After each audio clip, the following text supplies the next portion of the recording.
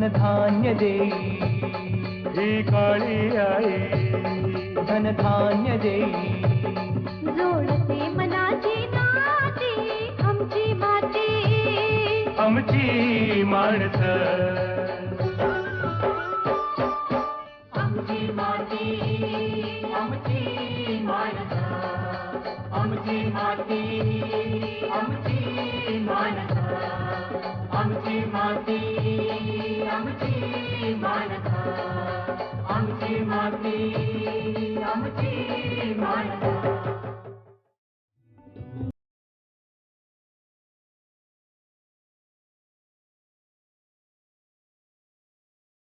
मंडळी नमस्कार. आमची माती आमची माणसं या कार्यक्रमात आपलं स्वागत. मंडळी, आपण पाळलेले प्राणी पशु हे आपल्याच कुटुंबाचा एक भाग असतात. आपण आपल्या बाळाची जशी मायेनं काळजी घेतो तशीच या पशूंचीही काळजी घेत असतो आणि म्हणूनच त्यांच्यामध्ये आणि आपल्यामध्ये एक अतूट असं नातं निर्माण होतं. मंडळी, हे मुके जीव आपल्यासाठी नेहमीच वरदान ठरतात. पशु काळजीमधली अत्यंत महत्त्वाची बाब म्हणजे त्यांना आजारी न पडू देणं आणि हो मंडळी, आजारी पडल्यास त्यांची काळजी घेणं आणि वेळोवेळी लसीकरण करणं. त्यामुळे हे पशु निरोगी, सुदृढ आणि सशक्त जीवन जगतात. मंडळी, पशूंच्या जीवनात पशूंचं लसीकरण किती महत्त्वाचं आहे हेच आपण आजच्या कार्यक्रमातनं जाणून घेणार आहोत आणि त्यासाठी आज आपण आमंत्रित केलंय डॉक्टर सुनील लहाने यांना. नमस्कार डॉक्टर. नमस्कार. आपलं आमच्या आजच्या कार्यक्रमात स्वागत आहे. धन्यवाद. डॉक्टर सुनील लहाने यांचा परिचय द्यायचा तर पशुसंवर्धन विभाग, महाराष्ट्र राज्य, पुणे इथे सहाय्यक आयुक्त म्हणून ते कार्यरत आहेत. पशु रोग निदान आणि रोग नियंत्रण या विषयातील ते तज्ज्ञ आहेत आणि या क्षेत्रातला 16 वर्षाचा त्यांचा अनुभव आहे. डॉक्टर, आपण चर्चेला सुरुवात करूया. निश्चितच. पशूंचे सांसर्गिक आजार नेमके कोणते आहेत? अतिशय भावनिक पद्धतीने तुम्ही ह्याला सुरुवात केली की लहान मुलांसारखं आपण आपल्या पशूंना सांभाळत असतो, त्यांची निगा राखत असतो, पण यासोबत त्या पशूंपासून आपण उत्पादनही घेत असतो आणि त्या योगाने शेतकऱ्यांची भरभराटही होत असते. असे उत्पादनं आजकाल आपण निर्यात करण्याचाही विचार करतोय, शेतकरीही त्या पद्धतीने विचार करत आहेत आणि ह्या सगळ्या उत्पादनांना जर निर्यात करायची असेल तर त्यासाठी ही उत्पादनं रोगजंतुमुक्त असणं नितांत गरजेचं असतं आणि त्यासाठी आपण सांगितल्याप्रमाणे पशूंना रोगांपासून दूर ठेवणं ही काळाची आणि अतिशय महत्त्वाची गरज आहे. त्यासाठी पशूंमध्ये विशेषतः गाई म्हशींमध्ये घटसर्प, फऱ्या आणि लाळखुरकत अशा प्रकारची महत्त्वाची, ज्याला आपण इकॉनॉमिकली इम्पॉर्टंट म्हणजे आर्थिकदृष्ट्या महत्त्वाचे आजार समजतो असे असतात. त्यासोबत शेळ्या मेंढ्यांमध्ये PPR नावाचा एक अतिशय घातक आजार आजकाल महाराष्ट्रात किंवा पूर्ण भारतभर दिसून येतोय. त्यासोबत शेळ्या मेंढ्यांमध्ये आंत्रविषार, कोंबड्यांमध्ये राणीखेत ज्याला आपण मानमुडी म्हणतो आणि कोंबड्यांची देवी, फाऊल पॉक्स अशा पद्धतीचे आजार जनावरांमध्ये किंवा पक्ष्यांमध्ये दिसून येतात. बरं, ते का होतात? हा, जनावरांना आजार होण्याचं सगळ्यात महत्त्वाचं कारण म्हणजे जीवाणू किंवा विषाणू ज्याला आपण रोगजंतू म्हणतो. अशा रोगजंतूंचा शिरकाव प्राण्यांच्या किंवा पक्ष्यांच्या शरीरात झाल्यास अशा पद्धतीचे आजार, जसे मानवास वेगवेगळ्या प्रकारचे आजार आपल्याला होतात पाण्याद्वारे किंवा हवेद्वारे किंवा अन्य कुठल्याही मार्गाने, अशाच प्रकारे पशूंना सुद्धा विविध प्रकारचे आजार भेडसावत असतात. नक्कीच. आणि या संसर्गजन्य आजारांपासून पशूंचा बचाव करण्यासाठी काय करता येण्यासारखं? संसर्गजन्य म्हणजे एकापासून दुसऱ्यांना होणारे असे आजार यांना आपण संसर्गजन्य किंवा इंग्रजीत त्याला कॉन्टॅजियस म्हणतो की एकामेकांचा कॉन्टॅक्ट झाला, संपर्क झाला तर असे आजार होऊ शकतात. मग तो संपर्क हवेद्वारे असू शकतो किंवा पाण्याद्वारे पण असू शकतो.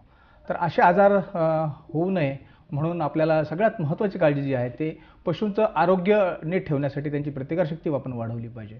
प्रतिकारशक्ती वाढवण्यासाठी सकस आहार अशा पशूंना देणं ही पहिली आणि नितांत गरजेची गोष्ट असते. मग आहार आजही आपण पाहिलं ग्रामीण भागामध्ये तर जो काही आपल्याला उपलब्ध चारा असतो किंवा उपलब्ध जे काही आपल्या घरी धनधान्य असतं त्यापासूनच आपण अशा पशूंचा आहार बनवत असतो. पण हा आहार थोड्याशा तज्ज्ञांना दाखवून त्यामध्ये असणारी प्रथिनं किंवा शर्करा किंवा मेद जे आपण म्हणतो फॅट्स हे बरोबर आहेत की नाही हे पाहणं अत्यंत गरजेचं आहे की ह्यामुळे प्रतिकारशक्ती जनावरांची टिकून राहते. त्यासोबतच अतिशय महत्त्वाचं म्हणजे रोगजंतू शरीरामध्ये जाण्यानंतर जो आजार होतो त्यासाठी शरीरामध्ये पोटामध्ये जे कृमी असतात ह्या कृमींचाही त्याच्यामध्ये फार मोठा सहभाग असतो. त्यामुळे जनावरांना कृमींचं औषध, जंताचं औषध आपण नेहमी देणं गरजेचं असतं. बरं, म्हणजे बचावासाठी नेमक्या कोणकोणत्या लसी वापरल्या जाव्यात?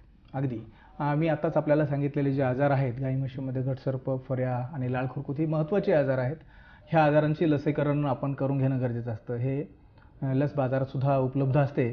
त्यासोबत PPR आणि आंत्रविषार जो शेळ्यांमध्ये आहे किंवा शेळ्यांमध्ये शीप पॉक्स नावाचा आजार जो मेंढींचा देवी म्हणतो तो आहे, आणि कोंबड्यांमध्ये देवी, मानमोडी आहे, गंभोरो आहे, अशा पद्धतीच्या सर्व आजाराच्या लसी आपण जनावरांना, पक्ष्यांना देऊन घेतल्या पाहिजे.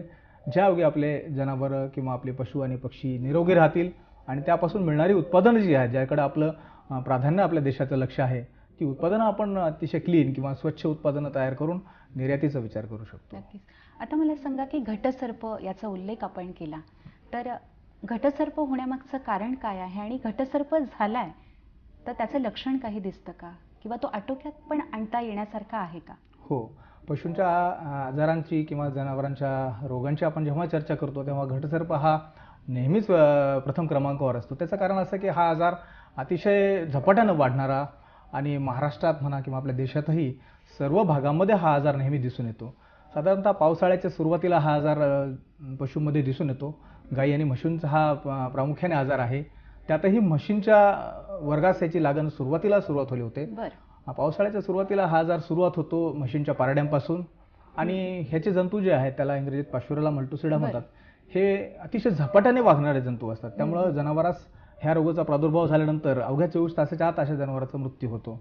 त्यामुळं अंधश्रद्धा अशी आहे की हा देवाचा कोप आहे, अशा पद्धतीने सुद्धा ग्रामीण भागामध्ये ह्या आजाराबद्दल अंधश्रद्धा व्यक्त केली जाते. पण शेतकरी बांधवांनो, ही अंधश्रद्धा नसून ह्या प्रकारचे जंतू अतिशय लवकर वाढत असल्यामुळे तुम्हाला संध्याकाळी तुमच्या म्हशीचं दूध काढलेली म्हैस सकाळी मरून पडलेली दिसत असेल, हा देवाचा कोप नाहीये, हा एक आजार आहे. आणि त्याच्यासाठी आपण लसीकरण करून घेणं अतिशय महत्त्वाचं आहे. आपण आटोक्यात आणण्यासाठी लसीकरण हा एकमेव महत्त्वपूर्ण उपाय त्याच्यावरती आहे. नक्कीच. आता फऱ्या हा रोग आपण म्हणालात, तर फऱ्या रोग कसा होतो, त्याची लक्षणं काय आहे आणि लसीकरण त्यासाठी किती महत्त्वाचं आहे? अगदी जशा पद्धतीनं घटसर्पाचे आपण पहिल्या नंबरवरती किंवा प्रथम क्रमांकावर उल्लेख करतो, तसाच गाई म्हशींसाठी फऱ्या हा दुसऱ्या क्रमांकावर उल्लेख करणारा आजार आहे. मी सांगितलं की पावसाळ्याच्या सुरुवातीला घटसर्पाच्या रोगाची लागण म्हशींच्या वर्गापासून सुरू होते. ह्यात मात्र थोडंसं उलट आहे. ह्यात फऱ्या रोगाची लागण ही गाय वर्गांपासून सुरू होत होते आणि नंतर ती म्हशीच्या वर्गाकडे जाते.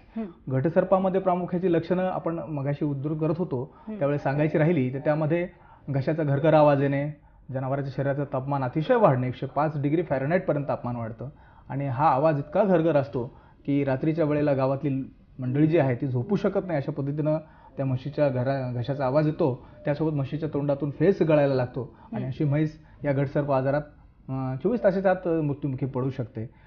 याच्या उलट फऱ्या आजारामध्ये हा आजार गाय वर्गापासून सुरुवात होतो, नंतर तो म्हैस वर्गामध्ये जातो, आणि ह्याच्यातली प्रामुख्याची लक्षणं म्हणजे जनावराच्या मागच्या पायाची एक मांडी याच्यामध्ये सुजते. ह्या प्रकारचे जंतू जे आहेत त्यांना ऑक्सिजनच्या व्यतिरिक्त जिवंत राहण्याची सवय असते. त्यामुळे मांसल भागामध्ये ह्या जंतूंचा प्रादुर्भाव वाढतो, तिथे ज्यांचं मल्टिप्लिकेशन होतं म्हणजे त्यांची वाढ होते, आणि या मांसामध्ये मागच्या पायाच्या मांडीमध्ये ते गँग्रीन तयार करतात, आणि म्हणून अशा मांडीवरती अशा जनावराच्या पायावर हात फिरवल्यानंतर करकर असा आवाज येतो. ही याची प्रामुख्याची लक्षणं आहेत. आणि हा आजारसुद्धा पावसाळ्याच्या सुरुवातीला आढळत असल्यामुळे ह्याला सुद्धा रोकथाम करण्याची असेल, थांबवायचं असेल तर लसीकरण हा एकमेव उपाय याच्यावरती असतो. आता आपण लाळ खुरकूट रोगाकडे येऊया. अगदी. तो का होतो, त्याची लक्षणं आणि लसीकरण किती महत्त्वाचं आहे त्या रोगासाठी? अगदी. घटसर्प, फऱ्या यासारखाच लाळ खुरकूत हा आर्थिकदृष्ट्या अतिशय महत्त्वाचा असणारा भारत देशामधला आजार आहे. आणि हा आजाराचं महत्त्व निर्याती संदर्भात आपण जेव्हा चर्चा करत होतो तर जेव्हा निर्यात आपण कुठल्या देशाला दुधाची आपण करायची ठरवली किंवा मांसाची करायची असेल तर त्या देशामध्ये हा आजाराचे जंतू त्या आपल्या उत्पादनात नसले पाहिजेत ही त्यांची प्रथम मागणी असते. त्यामुळे लाळ खुरकूत हा अतिशय महत्त्वाचा आजार आहे. ह्याचा जर आपण थोडासा अभ्यास केला तर साधारणतः 10,000 कोटी रुपयांचं नुकसान आपल्या भारत देशाला ह्या आजाराच्या प्रादुर्भावामुळं ह्या पूर्ण क्षेत्राला, कृषी क्षेत्राला, पशुवर्धन क्षेत्राला होत असतं. त्यामुळे ह्या आजाराकडे अतिशय गांभीर्यानं लक्ष देणं गरजेचं आहे. हा आजार साधारणतः हिवाळ्याच्या सुरुवातीला ऑगस्ट-सप्टेंबर महिन्यामध्ये किंवा दिवाळीच्या आसपास अतिशय जोरात आढळून येत असतो, आणि ह्या आजारात जनावराच्या तोंडातून लाळ गळत असते. याला लाळ खुरकूत आपण त्याच्यामुळेच म्हणतो की जनावराच्या तोंडातून लाळ गळत असते. त्यासोबतच त्याच्या पायावरती वरणं येत असतात. त्याच्या जर ही मादी जनावर असेल तर तिच्या स्तनावरती सुद्धा अशा प्रकारचे व्हेसिकल्स तयार होतात आणि दूध देणं असे जनावरांचं कमी होतं. ह्या आजाराचं सगळ्यात महत्त्वाचं वैशिष्ट्य हे आहे की ह्या आजाराचा प्रादुर्भाव झालेले जनावरं आयुष्य काळामध्ये केव्हाही त्यांच्या उत्पादनाची क्षमतेपर्यंत ते कधीच येऊ शकत नाही. म्हणजेच एखादी म्हैस जर 5 लिटर दूध देत असेल आणि तिला हा आजार जर झाला तर तुम्ही त्यानंतर कितीही प्रयत्न केलेत तर ती तिच्या पूर्ण जीवनकालामध्ये 5 लिटर दूध केव्हाच देऊ शकत नाही. आणि त्यासोबतच अशा जनावरांना जेव्हा जेव्हा वातावरणाचं तापमान वाढेल तेव्हा तेव्हा अशा जनावरांना धाप लागते. त्यामुळे विशेष काळजी घेऊन ह्या आजाराचं लसीकरण करणं फार गरजेचं असतं. साधारणतः वर्षातून 2दा याचं लसीकरण करणं गरजेचं असतं. ह्या आजाराला जर आपल्याला दूर ठेवायचं असेल, आपल्या पशूंच्या जर त्याच्यापासून त्यांना दूर ठेवायचं असेल, संरक्षण करायचं असेल तर साधारणतः एप्रिलच्या सुमारास एकदा त्याचं लस आपल्याला द्यायला लागते आणि नंतर ऑक्टोबरला, म्हणजे 6 महिन्याच्या काळात 2 वेळेला अशा प्रकारची लसीकरण आपण जनावरांना करून घेणं गरजेचं असतं. बरं, आता संसर्गजन्य गर्भपात म्हणजे नेमकं काय आणि याच्यासाठी लस आहे का? आणि विशिष्ट असं वय जनावराचं हवं की त्याच वयात ती लस दिली जाते? हा अतिशय महत्त्वाचा प्रश्न आपण विचारलात मॅडम. त्याचं कारण असं की संसर्गजन्य गर्भपात जो आहे, ज्याला आपण कॉन्टेजियस किंवा इन्फेक्शियस अबॉर्शन असं म्हणतो इंग्रजीमध्ये, आणि इंग्रजी त्याला ब्रुसेलोसिस नावाचा आजार म्हणतो. हा आजार अतिशय महत्त्वाचा आजार आहे. बऱ्याचशा पाश्चिमात्य देशांमध्ये सुद्धा या आजाराचा प्रादुर्भाव झाला होता. त्या लोकांनी सुद्धा त्याच्यावरती लसीकरणाद्वारेच त्याच्यावरती उपाय करून कंट्रोल केलेला आहे. संसर्गजन्य गर्भपात किंवा ब्रुसेलोसिस हा आजार गाई म्हशींना कोणत्याही काळात होऊ शकतो. ह्या आजारात ब्रुसेल्ला नावाचे जे जीवाणू असतात ते गाई म्हशींच्या शरीरात प्रवेश करतात. प्रवेश कुठल्याही मार्गाने करू शकतात. तोंडातून प्रवेश करू शकतात, खाद्याद्वारे, नाकातूनही प्रवेश करू शकतात आणि अशा बऱ्याच प्रकारे जनावरांच्या शरीरात प्रवेश करतात. हा एकदा जीवाणूचा शरीरात प्रवेश झाला तर हे मरेपर्यंत त्या जनावरांच्या शरीरात राहतात आणि हे सांध्यामध्ये जनावरांच्या, किंवा तो जर नर जातीचा असेल तर त्याच्या अंडाशयात, किंवा जर स्त्री जाती किंवा मादी जातीची जर गाय असेल किंवा म्हैस असेल तर तिच्या गर्भाशयात हे लोकलाइज होऊन त्या ठिकाणी आयुष्यभर बसतात. आणि जेव्हा जेव्हा ती नवीन पिल्लाला जन्म देते त्यासोबत ती दुधातून आणि तिच्या त्या स्रावापासून ती ह्या प्रकारचे रोगजंतू पूर्ण वातावरणात पसरवत असते. आणि हा आजार एकदा झाल्यानंतर तो सगळ्यात महत्त्वाचं म्हणजे मानवाला सुद्धा होऊ शकतो. त्यामुळे त्याची खबरदारी घेणं अतिशय गरजेचं आहे. नेमकी काय खबरदारी घ्यावी आणि ते होण्याचं कारण काय? हा आजार मी आता सांगितलं की तो होण्याचं कारण म्हणजे ज्या जनावरांना हा आजार झाला त्यांच्यापासून तो पसरत असतो. त्यामुळे त्या जनावरांना आपण सेग्रिगेट करून वेगळं ठेवणं गरजेचं आहे. आणि जी जनावरं छोट्या वयाची आहेत, 4 ते 8 महिने वयाची आहेत, अशा सर्व जनावरांना आपण हा ब्रुसेल्ला प्रतिबंधक लसीकरण जे आहे ते करून घेणं गरजेचं आहे. जेणेकरून पुढच्या काळामध्ये येणारी पिढी जी असेल किंवा त्यांच्यापासून येणाऱ्या नवीन जे कालवडी असतील किंवा पारड्या असतील किंवा छोटी पिल्ले असतील, ही त्यांना तो आजार असणार नाही. आणि त्यामुळे याच्या पुढे आपण येणाऱ्या काळामध्ये हा आजार आपल्या देशातून म्हणा किंवा आपल्या राज्यातून जो काय आहे तो आपण त्याचा नायनाट करू शकतो. आता शेळ्यांमधला PPR हा रोग, याच्यापासून बचाव संभव आहे का? बचाव होतो का? आणि कोणत्या लसी उपलब्ध आहेत? बरोबर आहे. तुमचा ह्या प्रश्नाचा रोख मला समजून आला. कारण PPR हा अतिशय घातक असणारा जनावरांमधला आजार आहे जो शेळ्या आणि मेंढ्यांना होतो. ह्या आजारामध्ये वैशिष्ट्य 2 आहेत की एखाद्या गावात जर ह्या आजाराचा प्रादुर्भाव सुरू झाला तर त्या गावात असणाऱ्या 100 जर शेळ्या असतील तर त्यापैकी 90 शेळ्यांना याचा प्रादुर्भाव होत असतो. हा अतिशय महत्त्वाची गोष्ट आहे. आणि ज्या 90 हा होतो त्या 90% 80% जनावरांचा मृत्यू हा जवळपास ठरलेला असतो. त्यामुळे अतिशय घातक आजार आहे. म्हणून तुम्ही विचारलात की हा आजाराचं लसीकरण करणं शक्य आहे का, बचाव शक्य आहे का? तर हो, ह्या आजाराचं बचाव करणं पशुपालकांना मी आता विनंती करतो आणि सांगतो सुद्धा की निश्चितच ह्या आजारापासून आपण आपल्या शेळ्या आणि मेंढ्यांना वाचू शकता. त्यासाठी PPR नावाचं एक लस असते. ती लस आपण टोचून घेतली पाहिजे आपल्या सर्व 4 महिन्याच्या वरच्या सर्व करडांना, शेळ्याच्या आणि मेंढ्यांच्या. आणि ह्याची सगळ्यात महत्त्वाची मॅडम एक महत्त्वाची गोष्ट ही आहे की ही लस दिल्यानंतर ह्याची जी प्रतिकारशक्ती आहे ती 3 वर्ष टिकून राहते, जो की साधारणतः जीवनकालच शेळ्या मेंढ्यांचा असतो. त्यामुळे एकदा लसीकरण केलं की तुमच्या शेळ्या मेंढ्यांना त्यापासून तुम्ही वाचू शकता. आता पशु लसीकरणाचं शास्त्रीय वेळापत्रक आपण शेतकरी बांधवांना सांगूया. आता मी सांगितलं त्या पद्धतीनंच मान्सूनपूर्व सगळे लसीकरण आपण करणं गरजेचं आहे. साधारणतः एप्रिल मे महिन्यामध्येच आपण घटसर्प आणि फऱ्याला रोगाचं लसीकरण आपल्या गाई आणि म्हशींना करून घेतलं पाहिजे. त्याच वेळेस ह्याच घटसर्पाचं लसीकरण आपण शेळ्यांना पण करू शकतो. PPR रोगाचं लसीकरण जे आहे ते मी आता सांगितलं 3 वर्ष त्याची प्रतिकारशक्ती राहते. त्यामुळे जेव्हाही तुमच्या शेळ्यांची मेंढ्यांची करडं 4 ते 6 महिन्याची होतील तेव्हा त्यांना एकदा लसीकरण करून घेणं गरजेचं आहे. म्हणजे मान्सूनपूर्व लसीकरण महत्त्वाचं, फार महत्त्वाचं आहे. लस देताना, लस दिल्यानंतर आणि लस देण्यापूर्वी काय काळजी घ्यावी? हेही महत्त्वाचं आहे. कारण लस देण्याच्या पूर्वी सगळ्यात महत्त्वाची काळजी मी आता सुरुवातीलाच उद्धृत करत होतो की जनावरांना जर आपण जेव्हा लस देतो किंवा मानवामध्ये पण जेव्हा लस देतो त्याचं कारण असतं की त्यापासून, त्या रोगापासून त्याला वाचवायचं.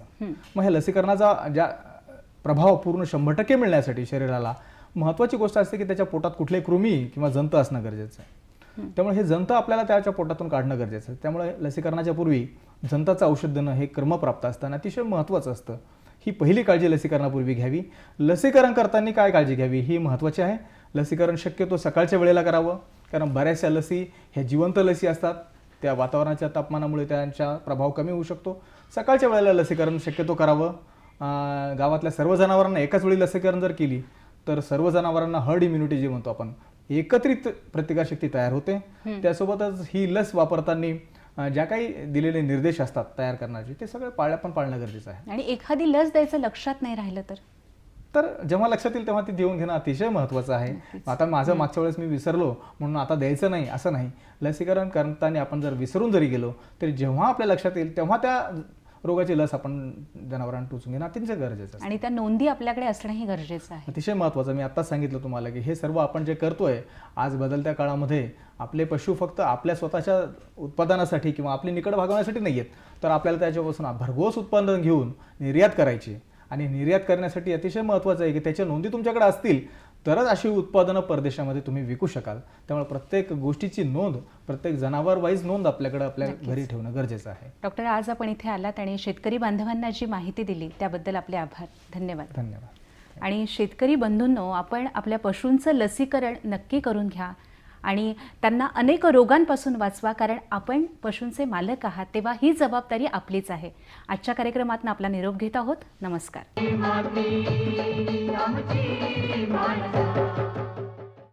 शेतकरी मित्रांनो, गांडूळ हा शेतकऱ्यांचा मित्र आहे असं म्हटलं जातं आणि त्याला तशी कारणं सुद्धा आहेत बरं का. गांडूळ दिवसातून 7 ते 8 वेळा वर खाली जात असतो. त्यामुळे जमिनीची 3 मीटर खोलपर्यंत सतत नांगरणी होत राहते. गांडूळ त्याच्या शरीरामध्ये त्याच्या वजनाच्या 10 पटीनं अधिक पाणी शोषून घेतो. मातीपेक्षा गांडूळ खतामध्ये पाणी शोषून घेण्याची क्षमता 350% अधिक असते. अशा प्रकारच्या गांडुळाच्या कार्यक्षमतेमुळे जमिनीत हवा खेळती राहते, पाणी मुरतं आणि निचरा चांगला होतो. गरज पडेल तेव्हा जमिनीला पाण्याचा पुरवठा होतो. जमीन भुसभुशीत आणि अधिक सुपीक बनते. सेंद्रिय पदार्थांचं विघटन होऊन नत्र, स्फुरद, पालाश, कॅल्शियम, मॅंगनीज तसंच इतर सूक्ष्म अन्नद्रव्य झाडांना उपलब्ध होतात. झाडांची मुळं मजबूत होऊन ती खोलवर जातात. झाडांची रोगप्रतिकारक शक्ती वाढते आणि पर्यायानं औषधाचा खर्च कमी होतो. फळाचा आकारमान, चकाकी आणि स्वाद वाढतो. फळं अधिक काळ टिकतात. एकंदरीत शेती उत्पादनात वाढ होऊन नफा अधिक प्रमाणात मिळतो. आता यासाठी आवश्यक साधन आणि साहित्य काय काय लागतं ते पाहूया. 1. सिमेंटचा कोबा असलेली शेड. कोबा नसल्यास प्लास्टिकचा जाड कागद. 2. रिकाम्या पोत्या. 3. गवत, पेंढा, पालापाचोळा वगैरे. 4. अर्धवट कुजलेलं शेणखत किंवा कंपोस्ट खत. आता हे कंपोस्ट खत तयार करण्यासाठी सावली असलेल्या जागी 3 फूट रुंद आणि 3 फूट खोलीचा खड्डा तयार करून घ्या. तो 1 फूट कचरा आणि 4 इंच शेण आलटून पलटून टाकून पूर्णतः भरून घ्या. त्यात 8 दिवसाच्या अंतरानं 1 महिन्यापर्यंत पाणी टाकून सतत ओलावा ठेवा. 5वी गोष्ट आहे ती शेणवणी. शेणवणी तयार करण्यासाठी 10 लिटर पाण्यात 1 किलो ताजं शेण या प्रमाणात घेऊन ते 24 तासपर्यंत कालवून ठेवा. आणि शेवटची गोष्ट म्हणजे कोंडपाट किंवा साधे कागद. आता गांडूळ खत तयार करण्याची प्रक्रिया कशी असते ते आपण पाहूया. गांडूळ खत तयार होताना गांडुळांची संख्याही वाढत असते. ऊन पावसापासून त्यांचे संरक्षण होण्यासाठी सावलीची गरज असते. शिवाय त्यांना अंधारप्रिय असतो, त्यासाठी शेडची उभारणी करावी लागते. शेड 2 पाखांची असावी. तिची मधली उंची 8 फूट, 2 बाजूंची उंची 4 फूट आणि रुंदी 12 फूट असावी. शेडची लांबी मात्र आपल्या आवश्यकतेनुसार ठेवावी. खत निर्मितीसाठी शेडमध्ये 2 वाफे असावेत आणि या 2 पट्ट्यांच्या मध्ये जाये करण्याकरता अथवा इतर कामे करण्यासाठी मोकळी जागा ठेवावी. शेडमधील जमिनीवर सिमेंटचा कोबा तयार करून घ्यावा किंवा ती जमीन चांगली ठोकून सपाट करावी आणि तीवर जाड प्लास्टिक कागद टाकून घ्यावा. शेडमधील वाफा करण्याच्या जागेवर प्रथम पाणी शिंपडून घ्यावं. नंतर त्या ओल्या केलेल्या जागेवर पेंढा, वाळलेलं गवत, पालापाचोळा वगैरे गोष्टींचा 6 इंच ते 1 फूट जाडीचा आणि 2.5 फूट रुंदीचा पट्टा तयार करावा. हा थर हाताने व्यवस्थित दाबून घ्यावा. नंतर त्यावर 3 ते 4 इंच जाडीचा अर्धवट कुजलेलं शेण आणि कंपोस्ट खताचा दुसरा थर टाकावा. 1 मीटर लांबीच्या वाफ्यामध्ये 2000 ते 3000 या प्रमाणात गांडुळे सोडावी. ती सोडताना त्यांना इजा होणार नाही याची काळजी घ्यावी. प्रकाशामुळे किंवा हवेतील उष्णतेमुळे लगेच ती खालच्या थरामध्ये निघून जातील. गांडूळ सोडल्यानंतर शेण, कंपोस्ट अथवा बारीक पालापाचोळा यांच्या मिश्रणाचा 3 ते 4 इंच जाडीचा तिसरा थर अलगट टाकावा. पुढे मग वाळलेली पानं, गवत, भाज्यांचे निरुपयोगी पदार्थ, शिजवलेल्या अन्नाचे कण, स्वयंपाकघरातील केर कचरा यासारख्या टाकाऊ पदार्थांचा 3 ते 4 इंच जाडीचा चौथा थर द्यावा. हे सर्व थर टाकून झाल्यानंतर वाफा 4 फूट रुंदीच्या गोंडपाटानं पूर्णपणे झाकून घ्यावं आणि मग त्या गोंडपाटावर पाणी शिंपडावं.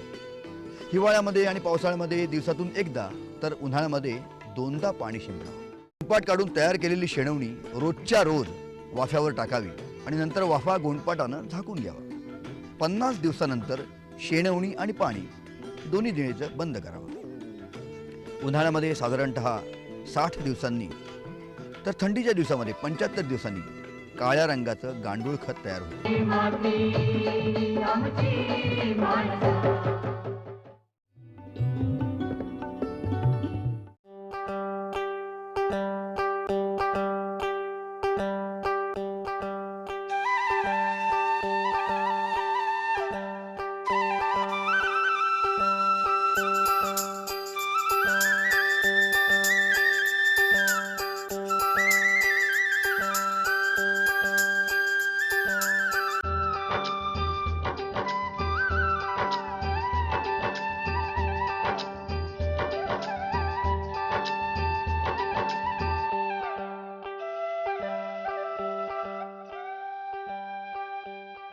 एक नवी क्रांती अवतरली स्वच्छताची सेना काया पालट झाला बदलून गेला गावनगा.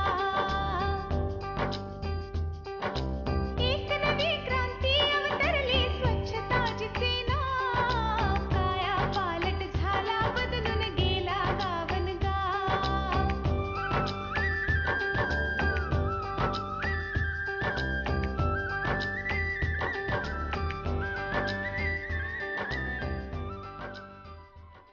एकजुटीने हातासंगे मने राबती झाली बघता बघता गावे सारी लख देखणी झाली.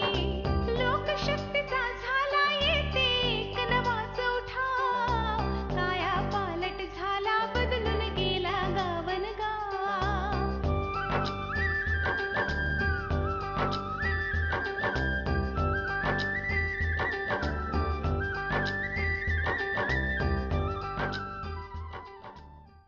युगायुगाचे गलिच्छतेचे ग्रहण सुटूनी गेले बांध तुटूनी गेले सगळे पाणी एक जहाले. गावागावामधूनी नांदे आता स्वच्छता लक्ष्मी समृद्धीचे सोने लुटूनी होई विजयादशमी. आता मुळीना थांबायाचे आमचा हाच ठराव काया पालट झाला बदलून गेला गावनगा. आता मुळीना थांबायाचे आमचा हाच ठराव काया पालट झाला बदलून गेला गावनगा.